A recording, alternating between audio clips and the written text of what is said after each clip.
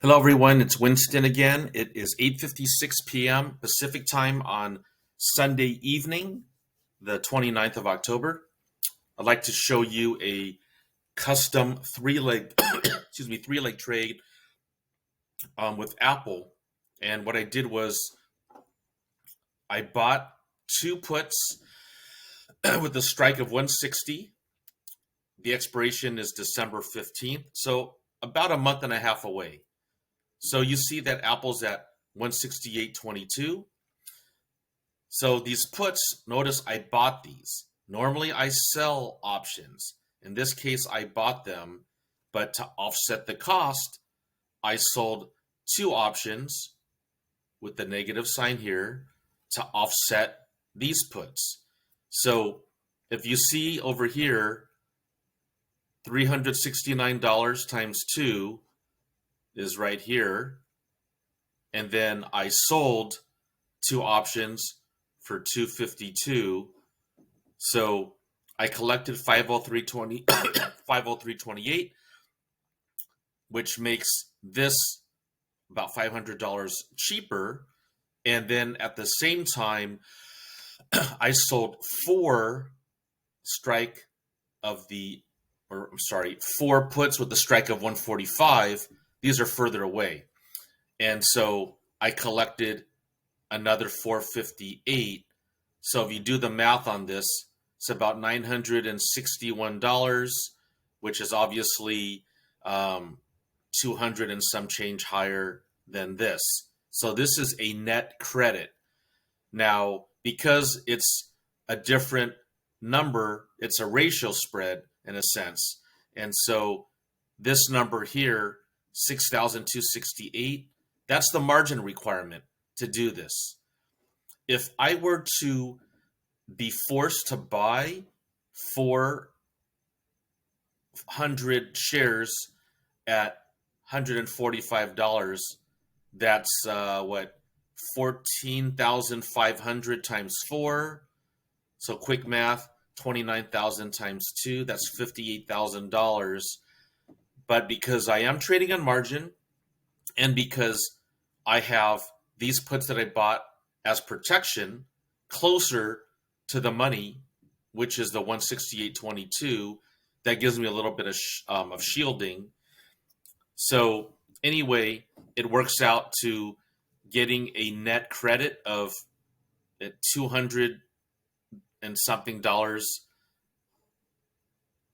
but I have to put up $6,268. So in retrospect, it's not a huge return. It's just over 3% return in a month and a half.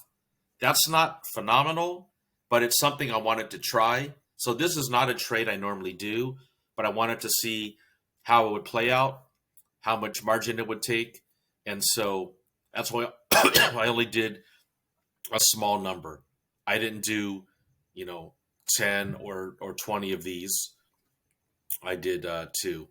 So if the underlying stock Apple goes down to, let's say, 155, this put would be deep in the money because I'd have the right to sell Apple at 160, even if it was at 155. My max profit between these is the difference between the strike prices, which would be $5, hence times 100, $500 multiplied by 2 spreads, $1,000. So there's a potential to make $1,000, and that would obviously be in addition to keeping this $458.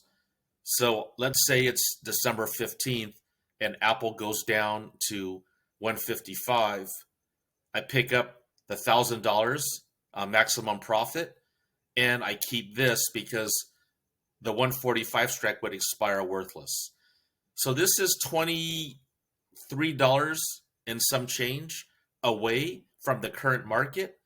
So that's a relatively safe move or safe trading decision because 10% is $16. This is $23. So this is more than a 10% drop in 45 days that Apple would have to make in order for this to be in any danger. Now, let's say Apple doesn't go down at all. Let's say it stays where it is or it goes up. Then all of these expire worthless. I keep the difference between all of these, which is $200 and some change, like $223, something like that. And so I still win. If it goes down to 160, I still win. How would I lose? If it got down below 145, then I would be at risk. If that were to happen, this would cushion it a little bit. But with these, I could either A, just buy the underlying stock and be exercised upon, or I can roll these positions out to a lower strike, 140s, 135s, etc. And I just have to go out further in time. So it would be maybe February or March of 2024 in order to have a net credit where I buy these back, these options, with the market's money. So in my mind, this is a safe trade. We'll see what happens, and I'll give an update as we get closer to December 15th. I can also exit these early. I don't have to hold on till expiration. All right. So thank you for watching. Have a wonderful trading week, and I will be posting most likely either Monday or Tuesday. Good night.